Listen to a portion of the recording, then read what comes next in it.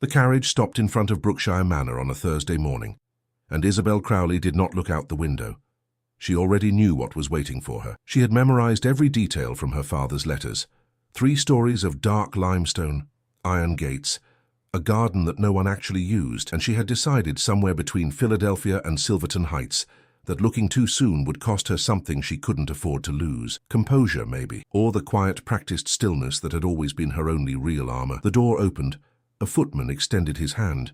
She took it, stepped down onto the gravel and looked up. The house was exactly as described, and somehow still worse than she had imagined. It wasn't the size of it. Isabel had grown up in a house with 6 bedrooms and a library her father had stopped being able to heat after 1882. She understood large rooms and cold corridors. What she hadn't understood, not truly, was the way Brookshire Manor seemed designed to communicate something beyond wealth. Every window was proportioned to make the person standing outside feel irrelevant. Every iron detail had been chosen not for beauty, but for permanence. This will outlast you. That was the architecture's message. Everything here will outlast you. She straightened her back and walked toward the front steps. She had been told to arrive at 10 o'clock. She arrived at 10 o'clock. Lawrence Brookshire did not come to the door. Instead, his lawyer did, a thin, precise man named Mr. Aldrich Voss, who wore a suit that cost more than Isabel's father's monthly income and carried a leather portfolio with the careful reverence of someone transporting a loaded weapon. He shook her hand once briefly and led her through a foyer that smelled of beeswax and old money, through a corridor lined with oil portraits, and into a room that turned out to be a library. The library stopped her for half a second. Floor to ceiling, every wall, books arranged not by subject but by something more personal, some private system she couldn't immediately decode. She caught herself reading spines as she walked and had to stop herself, because she was here for something specific, and she needed every part of her mind to stay focused. Mr. Voss set the portfolio on a long mahogany table and opened it without ceremony. "Miss Crowley," he said, "I'll be direct. Mr. Brookshire has asked me to ensure there is no confusion about the terms." "I would appreciate that," she said, and sat down without being invited to, because waiting to be invited to sit was the first way a woman lost ground in a room. Mr. Voss glanced at her. Something moved briefly in his expression, not quite surprise, not quite respect. He sat as well. "Mr. Brookshire is prepared to retire your father's debt in full," he began. $17,400, the outstanding interest, the mortgage on the Crowley property in Philadelphia. All of it, cleared within 30 days of the agreement being signed. Isabel kept her hands flat on the table. "And in exchange, you will marry Mr. Brookshire before the end of October. You will reside at Brookshire Manor. You will fulfill the social obligations expected of a woman in his position. Public appearances, select correspondence, management of the household's domestic staff." Mr. Voss turned a page. "There is also a clause regarding children, which Mr. Brookshire has asked me to address plainly." "Please do," she said. "The marriage must produce an heir within 4 years. If no child is born within that period, the marriage may be dissolved at Mr. Brookshire's discretion, and the Crowley debt will be reinstated in full, with accumulated interest." The room went very quiet. Isabel looked at the window on the far wall. The garden outside was exactly as lifeless as it had appeared from the carriage. A hedge, a stone path, a fountain that was not running, everything tended, nothing alive. 4 years, she said. "Yes, and if I decline, then your father's creditors will move on the Philadelphia property within 60 days. Mr. Voss said this without cruelty, simply as fact. "Mr. Brookshire holds the primary note. He wished you to understand that he is not making a threat. He is making you aware of the situation as it exists." She looked back at the portfolio, at the clean columns of numbers that represented her family's collapse. $17,400, her father's failed investment in a railroad line that was never built, the money borrowed against the house, against the furniture, against every possible version of the future. Her younger sister, Catherine, still enrolled in school in Philadelphia. Her mother's health declining steadily since 1884. All of it, every fragile remaining thing, tied to those numbers on that page. "Where is Mr. Brookshire?" she asked. "He had a prior commitment this morning. He extends his apologies." He had not extended anything. Men like Lawrence Brookshire did not apologize for their own absences. Mr. Voss had been instructed to say something gracious, and he had chosen that phrase, and she understood perfectly what it meant. Lawrence Brookshire had not come because coming had not been necessary. The terms were the terms.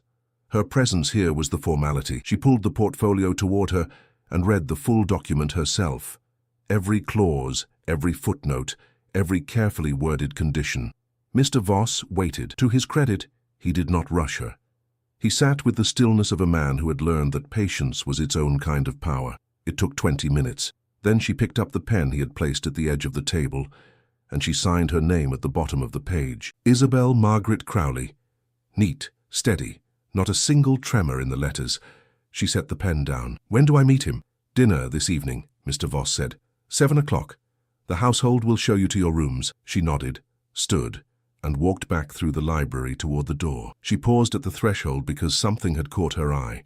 A gap in the nearest shelf. One volume pulled slightly forward from the rest, as though it had been recently handled and not quite returned to its place. She tilted her head to read the spine. Meditations.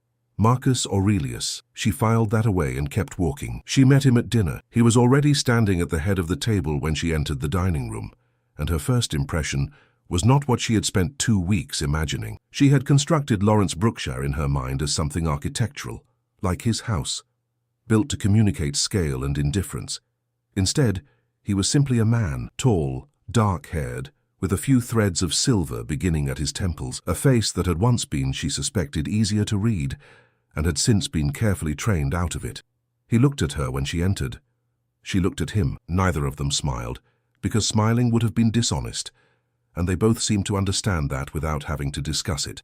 Miss Crowley, he said. Mr. Brookshire, she said.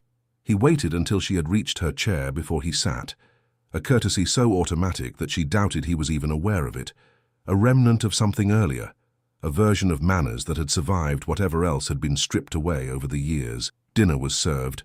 It was exceptional. She noticed that he barely touched his food. They spoke about 3 things: her journey from Philadelphia, the weather in Silverton Heights in autumn, and the household schedule. He spoke clearly and without warmth, not because he was performing coldness, she thought, but because warmth simply had not presented itself to him as a viable option in this particular situation. He was organizing information, confirming logistics, building a structure he could work inside of. She answered his questions directly. She did not try to charm him. She did not perform softness or submission. She did not fill silences with nervous conversation. She noticed once that he paused before speaking, a half-second longer than usual, a small hesitation that might have been reconsideration, and then continued as though it had not happened. After the plates were cleared, he stood and said, I hope you'll find the house adequate. If there is anything you require, speak to Mrs. Hartley, the housekeeper. Thank you, she said. He nodded and left the room. She sat alone at the long table for several minutes after that, listening to the house settle, the tick of a clock somewhere in the corridor, the wind outside pushing against the tall windows. The silence that was, she was beginning to understand, the house's actual primary language. That night, in the bedroom that was now hers, well-appointed, cold despite the fire overlooking the lifeless garden, she opened her trunk and moved past 3 layers of wool and 2 folded dresses until her hand found what she was looking for, a leather notebook worn at the corners, the leather soft from handling. Inside, a series of numbers, dates, names, and a careful record she had been keeping for 14 months.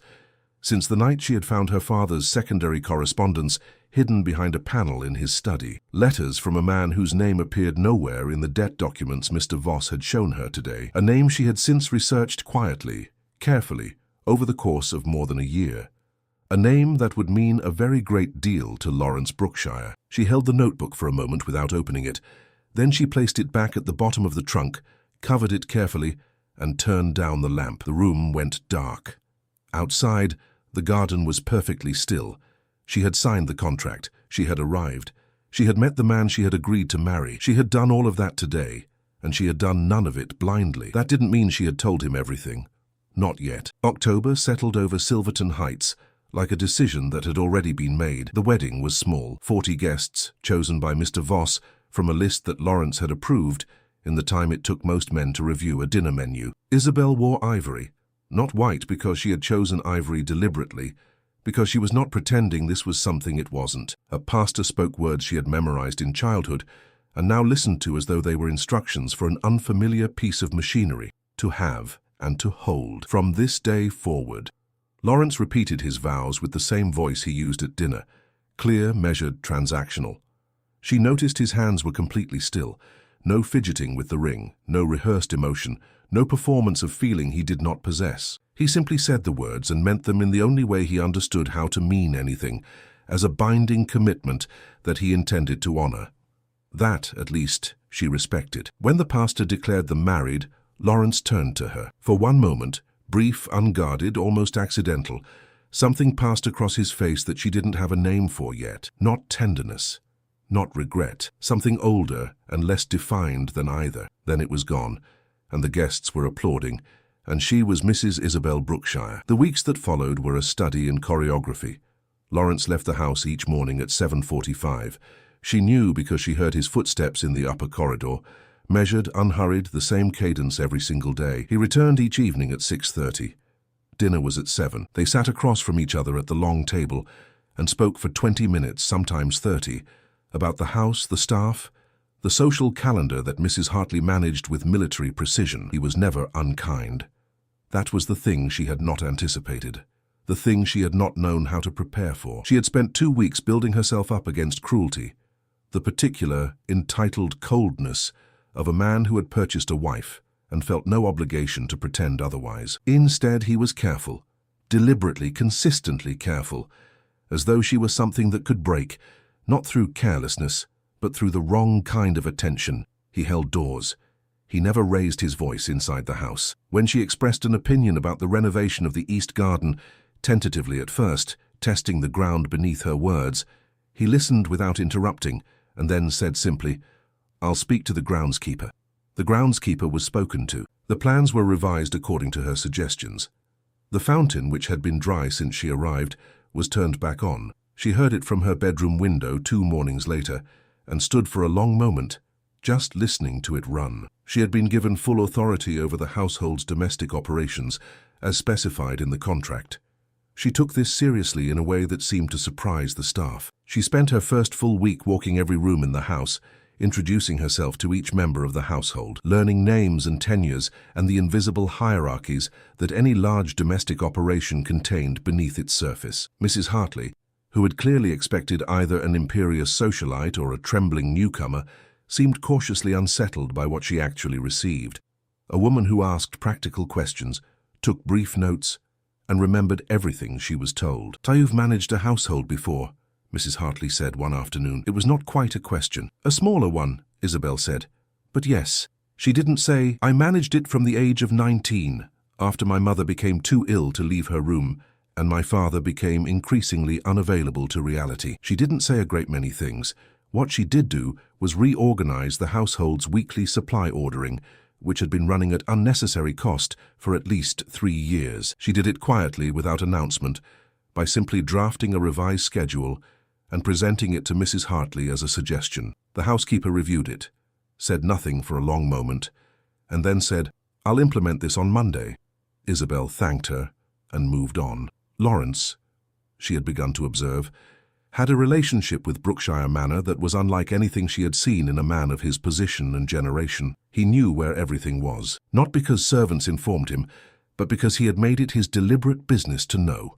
He knew which floorboard on the 3rd-floor landing creaked under weight. He knew that the kitchen window swelled shut in cold weather and had to be forced. He knew the names of all 11 members of his household staff, which she only discovered when she overheard him address the youngest footman, a boy of perhaps 16 named Thomas, who had clearly spent his entire employment expecting to be functionally invisible, directly by name, and ask him whether the early cold snap was making the morning deliveries more difficult to manage. Thomas had looked startled, then quietly, unexpectedly pleased, then carefully neutral again, because he was 16 and working in a house where showing too much feeling seemed inadvisable. She thought about that exchange more than she expected to. The first real conversation that was not organized around logistics happened on a Wednesday evening in early November.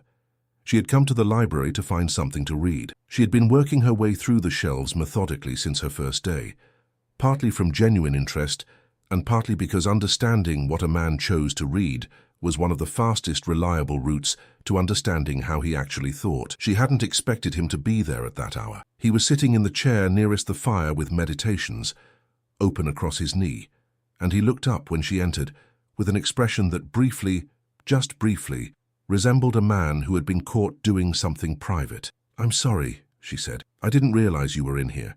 I can come back." "No," he said. Then, as if something had been quietly decided in the half-second that followed, "Please, come in." She moved to the shelves and selected Tocqueville, which was honest, she had been meaning to reread it, and settled into a chair on the opposite side of the fireplace. Not close, not far. A reasonable, neutral distance. They read in silence for perhaps 40 minutes. It was, she realized, the most comfortable she had felt since signing her name on that mahogany table. There was something in the quality of that shared silence that was different from the silences at dinner. Those were empty by design, spaces where neither of them had yet found words that fit the situation. This one had texture. It was inhabited silence, two people choosing, independently, to stay in the same room. She was nearly finished with the first chapter when he spoke. "You reorganized the supply schedule," he said. He was still looking at his book. "I did," she said. "I should have mentioned it before implementing it. I apologize if that overstepped." A pause. "It saved the household approximately $40 a month. Closer to 43, she said, "once the seasonal adjustments are accounted for." He looked up from his book then, fully. He looked at her the way she imagined he looked at a contract that contained a clause he hadn't initially noticed, with careful recalibrating attention. "Where did you learn to do that?" he asked. "Necessity," she said simply. He held her gaze for a moment longer than he usually did. Then he returned to his book without comment. But she noticed when she glanced over 20 minutes later that he had not turned a single page. November deepened, and the social obligations began in earnest. There were dinners at other houses, the Hargraves, the Whitfield family, the Alderton estate, where Isabel was introduced as Lawrence's wife and assessed with the particular surgical precision that Silverton Heights society reserved for women who had arrived from somewhere less comfortable. She wore the right clothes, said the correct things, laughed at the appropriate moments, and gave away absolutely nothing. Lawrence, at these events, was a different version of himself. Not warmer exactly, but more visible. He moved through rooms with the ease of a man who understood that his presence was the point of his presence. He spoke selectively and was listened to completely. He introduced her to people with a neutrality that was its own kind of protection, neither performing affection nor telegraphing indifference, simply, "my wife." Once, at the Hargraves' dinner, a woman named Mrs. Cecilia Whitmore, early 50s, diamonds at her throat, the kind of smile that had teeth behind it, cornered Isabel near the parlor window and said, with the pleasantness of someone delivering a warning wrapped in a compliment, "You are very composed for someone so newly arrived, Mrs. Brookshire. Lawrence always did prefer a certain kind of stillness in the people around him. His first—" She stopped herself, smiled with perfect control. "Well, you must be finding the manor very grand." "Very," Isabel said. And then, gently, "Your earrings are extraordinary, Mrs. Whitmore. Are those Ceylon sapphires?" Mrs. Whitmore touched her ear reflexively, and the conversation shifted direction entirely. On the carriage ride home, Lawrence sat across from her in the dark. She could see almost nothing of his expression. Outside, the trees along the Silverton road moved in the cold wind. Cecilia Whitmore was about to say something she shouldn't have, he said. "Yes," Isabel said. "You redirected her efficiently." "I've had practice redirecting conversations," she said. Another silence, then, "I'm aware of what she was going to say. You don't need to protect me from it." She looked at him across the dark carriage. "I wasn't protecting you," she said. "I was protecting myself. I didn't want to spend the rest of that dinner managing her regret about having said it." A pause that went on just long enough to mean something. "That's—" he started, then stopped. "What? Practical," he said. Which was not, she suspected, what he had originally been going to say. They rode the rest of the way in silence. But it was the inhabited kind again, the kind with texture. She found the letter on a Friday morning in late November. She had not been looking for anything. She had been in Lawrence's study only to return a book she had borrowed from the shelf near his desk, a habit she had established in the first week, always returning what she took. She set the book down and, in doing so, shifted a stack of correspondence that had been placed at the edge of the desk. One envelope slid free from the stack and fell to the floor. She picked it up. She was not going to read it.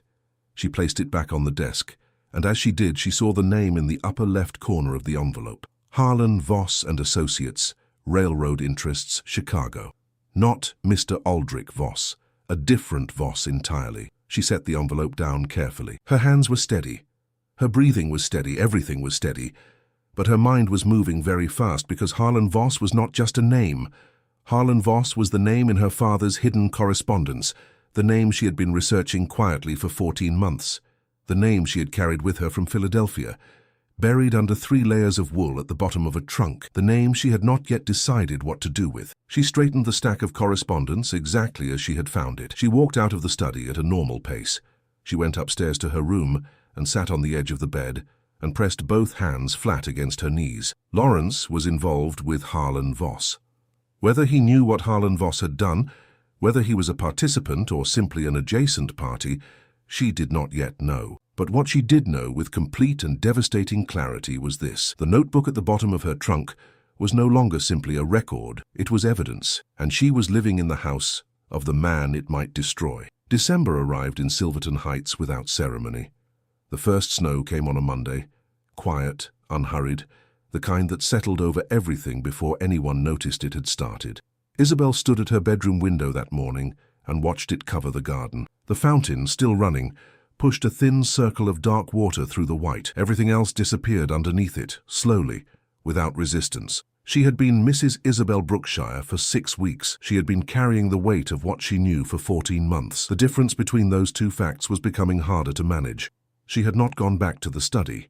She had not touched the notebook since the morning she found the envelope. She had not changed her behavior at dinner, had not altered her tone in the library, had not given Lawrence Brookshire a single reason to look at her differently than he already did. She had been methodical about this, the way she had learned to be methodical about everything that mattered, quietly, without announcement, without the luxury of visible distress. But the knowledge sat inside her chest like something with weight and temperature, and some mornings she woke before dawn and lay in the dark and simply felt it pressing there. Harlan Voss. She had first encountered that name in September of 1886, on a night when she had gone into her father's study to find a letter opener, and had instead found a false panel in the bottom drawer of his desk, the kind of hiding place a man builds when he has something he cannot put anywhere visible, but cannot bring himself to destroy. Inside, 31 letters, spanning 2 years, between her father and a Chicago-based investor named Harlan Voss. The letters described in careful coded language a financial arrangement that her father had entered under duress, a secondary agreement attached to a larger railroad investment in which Harlan Voss held controlling interest over the Crowley family debt, not the primary note, which had since passed to Lawrence Brookshire, a secondary instrument, a clause buried inside a clause, the kind of legal architecture that was designed to be invisible until it needed to be seen. The clause stated, in essence, that if the Crowley debt was retired through marriage, specifically if any member of the Crowley family married into a competing railroad interest, Harlan Voss had the contractual right to call in a separate obligation, a silent lien against the Crowley estate that existed outside of every document Mr. Voss had shown her on that Thursday morning in the library, a lien that Lawrence Brookshire almost certainly did not know existed. And if he discovered it, if he discovered that the marriage he had structured as a clean financial transaction was actually the trigger for a legal instrument that could be used against him by a competitor, the consequences would not be limited to the Crowley family. They would reach into the foundations of the Brookshire Railroad holdings and pull. She needed to understand the exact nature of Lawrence's relationship with Harlan Voss before she could decide anything. That was the only rational position. She had told herself this repeatedly over the past 3 weeks, and it was true, and it was also, she was increasingly aware, beginning to function as a way of not deciding, because deciding meant choosing between 2 things that could not both survive. Telling Lawrence meant handing him a weapon that he had not known existed, aimed, depending on how he chose to use it, either at Harlan Voss or at her own family. She did not know him well enough yet to predict which direction he would move. She knew he was not impulsive. She knew he was not cruel. She knew he valued precision and contract, and the kind of honor that expressed itself through obligation rather than sentiment. But she did not know what he would do when he discovered that the woman he had married had arrived in his house carrying information that affected the structural integrity of everything he had built. Not telling Lawrence meant allowing the situation to develop on its own timeline, which could mean Harlan Voss activating the lien at a moment of his own choosing, which would be the worst possible moment by design. There was no clean option. There had never been a clean option. She had known this in some peripheral way since the night she found the letters. She had simply been waiting for circumstances to tell her which direction to fall. Circumstances, it turned out, were not going to be that cooperative. The Alderton winter reception was held on the second Friday of December, and it was the largest social event Isabel had attended since arriving in Silverton Heights. The Alderton house was built for exactly this kind of evening. 3 reception rooms connected by wide doors thrown open, a string quartet on the upper landing, candlelight doing the specific work that candlelight had always done for people who needed their intentions to look warmer than they were. Isabel wore deep green. She had chosen it because it was not a color that asked for attention, and because she needed, that evening, to be able to watch a room without being watched too carefully in return. She was looking for one thing: whether Harlan Voss would be present. Chicago men came to Silverton Heights events more frequently in winter, when the social calendar in the city thinned. She had done quiet research through Mrs. Hartley, framed as curiosity about the guest list, which was a natural enough interest for a new wife managing social obligations, and had confirmed that Harlan Voss had been present at the Alderton reception for each of the past 3 years. She was in the second reception room, speaking with a pleasant woman named Mrs. Eleanor Fitch about the particular challenges of running a large household in cold weather, when Lawrence appeared at her left side. He did not interrupt. He waited. When Mrs. Fitch concluded her thought, he said something brief and courteous to her, and then quietly to Isabel. "There's someone I should introduce you to." She turned. The man standing with Lawrence was in his late 50s, heavy through the shoulders, a face that had once been handsome and had since become something more formidable. He wore his wealth the way certain men did, not displayed but assumed, as though the world had long since conceded the point. "My wife," Lawrence said. "Isabel, this is Mr. Harlan Voss. He manages rail investment interests out of Chicago. We've had occasion to work together on several land agreements over the past few years." Harlan Voss extended his hand. His eyes moved over her face with the quick, comprehensive assessment of a man who had spent decades reading people for profit. "Mrs. Brookshire," he said. "A pleasure." "Mr. Voss," she said. Her voice was level. Her hand was steady. Her smile was exactly the right temperature, warm enough to be polite, cool enough to be forgettable. "Lawrence has mentioned the Chicago connections. Are you in Silverton Heights for the season?" "Through January," Voss said. "There are some land questions in this region that benefit from my personal attention." Land questions. She noted the phrase. They spoke for 4 minutes. She asked him 2 questions, both of which appeared to be social and were not. She listened to every answer with the surface of her attention on his words and the rest of it on the space beneath them.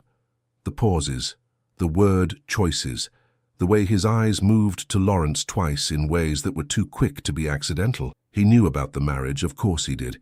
He had been watching for it. When Lawrence was drawn away by another guest, Voss looked at her for a moment with an expression that had shifted almost imperceptibly, the social warmth thinning at the edges, something more precise showing through underneath. "Your family is from Philadelphia," he said. "Yes," she said. "The Crowleys. Your father was involved in the Northern Line venture some years back." A pause that she controlled completely. He was. It didn't go as he had hoped. "Few things in railroad investment do," Voss said pleasantly. "The margins are unforgiving." He lifted his glass slightly, a gesture that was almost a toast. "I hope the transition to Silverton Heights has been comfortable, Mrs. Brookshire."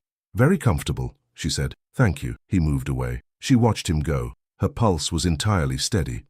She had trained it to be. On the carriage ride home, Lawrence was quieter than usual, which was notable because his usual was already quiet. He sat with his face partly turned toward the window, and she could see the line of his jaw, the small tension there that she had learned to read as the sign of a mind working rather than a mood closing. "You handled Voss well," he said eventually. "Did I need to handle him?" A pause. "He's a careful man. He notices things." "So do I," she said.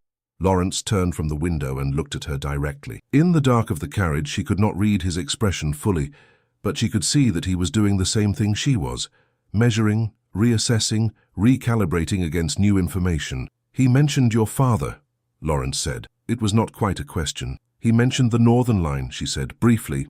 "What did you tell him?" "That it hadn't gone as my father hoped." Another silence. Longer this time. "Voss has interests in several of the same land corridors I'm currently working to acquire," Lawrence said. He was speaking more carefully now, she noticed, selecting his words with the precision of a man who had decided to say something true, but not yet everything true. There are moments when our interests align, and moments when they don't. "Which kind of moment is this one?" she asked. He looked at her for a long beat. Something moved in his expression that she had seen once before. On their wedding day, that brief unguarded flicker. Not tenderness, not regret, something that lived in the space between those two things. "I'm not certain yet," he said. The carriage stopped. The footman opened the door. Lawrence stepped out first and turned, extending his hand to help her down, automatic, unhurried, the gesture of a man who was still, despite everything, careful about the small courtesies. She took his hand, stepped down onto the snow-covered gravel. His hand held hers for 1 second longer than it needed to. Then he released it and walked toward the house. She stood for a moment in the cold, the snow still falling, the light from the manor windows laying gold across the white ground. She had 4 days, she calculated, perhaps 5. Harlan Voss was in Silverton Heights through January, and the land questions he had mentioned were not land questions at all. They were the preliminary steps before he activated the lien. She recognized the pattern now that she had seen his face and heard him speak. He was building toward something. He had been building toward it since before she had arrived. The notebook at the bottom of her trunk was not just evidence anymore. It was the only thing standing between her family and a man who had designed their ruin to look like their own bad luck. And the man who could stop him was the same man who might, depending on what she told him and how she told it, destroy what remained of everything her family had left. She went inside. She did not go to the trunk that night, but she sat at the writing desk in her room for a long time, her hands folded in front of her, staring at the wall, thinking about what it meant to trust someone who had purchased your presence and was only now beginning to notice that you were actually there, thinking about what it cost to tell the truth to a man who had built his entire life on the assumption that he already knew everything that mattered, and thinking about what it would mean for both of them when the silence finally broke. She retrieved the notebook on a Sunday morning, not in the middle of the night, not in a moment of panic or impulse, on a Sunday morning with full light coming through the bedroom window and the fountain running quietly in the garden below. She opened the trunk, moved past 3 layers of wool, and took it out with both hands. She sat at the writing desk and opened it to the first page, and read every entry from beginning to end, the way she had not allowed herself to do since arriving in Silverton Heights. 31 letters, 14 months of careful documentation, dates, figures, names, the precise language of the secondary instrument that Harlan Voss had buried inside her father's original agreement, like a splinter designed to go unnoticed until it turned septic. She read it all. Then she closed the notebook, held it in her lap for a moment, and stood up. She went downstairs and knocked on the door of Lawrence's study. He was at his desk. Sunday did not appear to mean the same thing to him that it meant to most people. He looked up when she entered, and something in her expression, some quality of the stillness she was carrying, made him set down his pen immediately. She placed the notebook on the desk in front of him. "Before you open that," she said, "I need you to understand that I have been trying to determine the right moment to do this since the week I arrived. I have not been protecting myself. I have been trying to understand whether you were involved in what's inside it, or whether you were as uninformed as I initially hoped." He looked at the notebook, then at her. "And now? Now I believe you didn't know," she said. "But I need you to see it before Harlan Voss moves, because he is going to move within the week." Lawrence opened the notebook. She stood across the desk and watched him read. She did not sit. She did not fill the silence. She let him move through every page at his own pace, and she watched his face with the attention of someone who understood that the next few minutes would determine the shape of everything that came after. He was very still while he read, that particular stillness she had come to recognize, not absence, but the opposite of it. Complete presence, directed inward, processing at a speed that didn't require visible movement. He reached the final page. He did not close the notebook immediately. He sat with it open for a long moment, looking at the last entry. Then he said very quietly, "How long have you known the secondary lien existed?" 14 months, she said. "You knew before the contract was signed?" "Yes." "You knew when you came to this house?" "Yes." The words sat in the room between them. She did not apologize for it. She had decided, coming down the stairs, that she would not apologize for the timing, only for the silence, and only if he asked her to explain it rather than condemn it. He closed the notebook. He placed both hands flat on the desk, the same way she had placed her hands on the mahogany table the morning Mr. Aldrich Voss had outlined the terms of her life. She noticed this without comment. "Why are you telling me now?" he asked. "Because Voss is going to activate the lien before the land acquisitions are finalized," she said. "If he does it in the right sequence, he can challenge the validity of the marriage contract itself, argue that the union was structured to trigger the secondary instrument, which gives him grounds to claim breach of the original agreement. Your railroad holdings in the Northern Corridor are collateral in that agreement, Lawrence. He can't take them outright, but he can tie them in litigation for 3 years, which accomplishes the same thing for his purposes. A silence. You mapped this out, he said. I've had 14 months, she said. He stood up. He walked to the window and stood with his back to her, looking out at the snow-covered garden. She waited. She was very good at waiting. The morning you arrived, he said, still facing the window. Voss was in this house. He came for a meeting I had scheduled weeks earlier, about the Northern Corridor land. He left before your carriage came up the drive. I remember thinking it was fortunate timing. He paused. It wasn't timing. No, she said. He came to confirm the marriage was proceeding. He needed to know the trigger had been pulled before he could begin the sequence. Lawrence turned from the window. He looked at her with an expression she had not seen from him before. Not anger, not betrayal, not the cold recalibration she might have expected. Something more complicated. Something that looked, around the edges, like a man confronting the precise cost of having believed that control was the same thing as understanding. You could have used this against me, he said. Yes, she said. You chose not to. I chose to give it to you instead, she said. What you do with it is your decision. But I needed you to have it before he moved. Whatever happens to my family's debt, whatever you decide about the contract, about this marriage, about any of it, I needed you to be able to defend what you've built. That's not sentiment. That's the only honest thing I can offer you right now. He was quiet for a long time, then he crossed to his desk, sat down, and picked up his pen. I need you to write out a formal summary of the secondary instrument, he said. Every date, every figure, the exact clause language as you remember it. I'll have my legal counsel in this office by tomorrow morning. He paused. Voss has held this over your family for 2 years. He will not hold it over this house for another week. She sat down across from him, pulled a sheet of paper from the edge of the desk and began to write. They worked in the study for 4 hours, side by side across the desk, not speaking except when necessary, the scratch of pens and the occasional rustle of paper the only sounds in the room. Once, he reached across to point at a figure she had written, and their hands were briefly close on the page.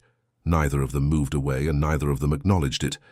And after a moment, the work simply continued. The legal proceedings against Harlan Voss began on a Wednesday. Lawrence's counsel, armed with Isabel's documentation, filed a preemptive challenge against the secondary instrument on the grounds of fraudulent concealment. The legal mechanism by which Voss had hidden the lien from all primary parties, including the Crowley family, whose informed consent had been deliberately circumvented. The case moved with the particular swift efficiency of a man who had spent 30 years ensuring that when he needed the law to move, it moved. Harlan Voss, it turned out, had done this before. Not to the Crowleys specifically, but the pattern was there. A series of secondary instruments attached to distressed investments across 3 states, a quiet architecture of legal leverage built over 15 years. Isabel's documentation was the first time anyone had assembled the full record in one place. It was not a small thing. The Northern Corridor land acquisitions were secured. The lien was voided. The Crowley debt, the original debt, the one on which the entire arrangement had been built, was retired in full, as the contract had specified, within 30 days of the legal challenge being filed. Her father's house in Philadelphia remained standing. Catherine finished her schooling. Their mother's situation did not improve, but it did not worsen under financial pressure, and that was something. On a Thursday evening in late January, Isabel came to the library and found Lawrence already there in the chair by the fire, meditations, open across his knee. He looked up when she entered. She went to the shelves. She selected her book and settled into the chair across from him. They read in silence for a long time. Eventually he said, without looking up from his page, "Voss underestimated you. Most people do," she said. "I did," he said. He said it plainly, without performance, the way he said everything that was true. She looked up from her book. He was looking at her now, directly, without the careful management she had grown accustomed to. Something in his face had shifted, the way a room shifts when a window is finally opened after a long winter. Not transformed, just aired out, honest in a way it hadn't been before. "You gave me the notebook when you didn't have to," he said. "You could have used it as leverage. You could have protected your family through other means." "I could have," she said. "Why didn't you?" She considered this for a moment. "Because I decided I would rather live in a house built on something real than be safe inside one built on what I was withholding." He held her gaze for a long moment. Then he nodded once slowly and returned to his book. She returned to hers. The fire burned low. Outside, the snow had finally stopped, and the garden was perfectly still. and the fountain ran on quietly in the cold, dark air. The empire did not fall that winter, but the man who had built it on silence and arrogance, the belief that control was enough, that distance was protection, that power required no softness to survive, that man was already gone, and neither of them would ever ask him to come back.